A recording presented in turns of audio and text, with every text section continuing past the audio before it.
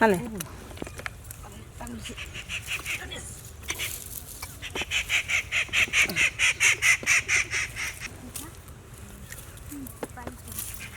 চিকনি শাক, এটা মাঠে ধান গাছ থাকে, ধান উঠে যাওয়ার পরে কাদা কাদা থাকে, সেই হতে ওঠে।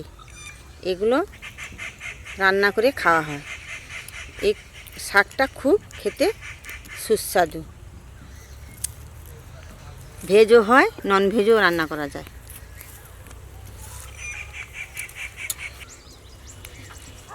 এই শাকটা খেলে শরীরে অনেক কিছু রোগ প্রতিরোধ করে, কোনো সার ওষুধ এতে প্রয়োগ করা হয় না,